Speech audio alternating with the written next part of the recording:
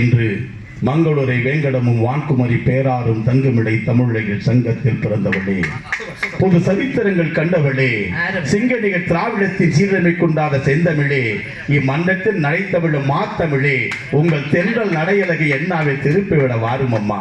எங்களிடத்திலே கங்கையும் உண்டு, கங்கை போல் நீள்கின்ற கைகளும் உண்டு, எங்களிடத்திலே இமயம் உண்டு, இமயம் போல் எழுகின்ற இதயம் உண்டு.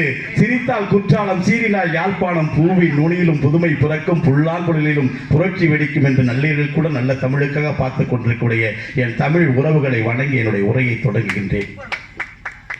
உண்மையிலேயே இந்த தளத்தில், இந்த இடத்தில், இவர்கள் தலைமையில் இவர்களெல்லாம் இன்று பேச வேண்டும் என்று அந்த இறைவனுடைய ஆசையால் இன்றைக்கு நடந்து கொண்டிருக்கிறது.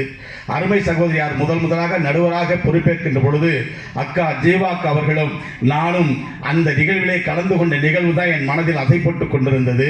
சூரப்பள்ளம் என்கின்ற ஊரில் அற்புதமான நிகழ்வை ஆரம்பித்து சிறப்பாக பல வந்து இன்றைக்கு இந்த அளவுக்கு எதிர்க்க சொன்ன அவர்களையும் மாற்றி அண்ணன் அவர்கள் சிவனாகவே எங்களுக்கு எதிராக நின்று ஒரு சித்தமெல்லாம் எங்களுக்கு தந்து கொண்டு ஒரு நல்லதொரு நிகழ்வை அமைத்து தந்து இந்த மக்களை எல்லாம் செவிக்கு உணவாக அற்புதமான கருத்தை வந்து தந்து கொண்டிருக்கக்கூடிய அனைவருக்கு வணங்கி, அங்கே இடி முழங்குது, கருப்பசாமி தங்க கலசமின்னுது, அங்கே இடி முழங்குது, கருப்பசாமி தங்க கலசமின்னுது,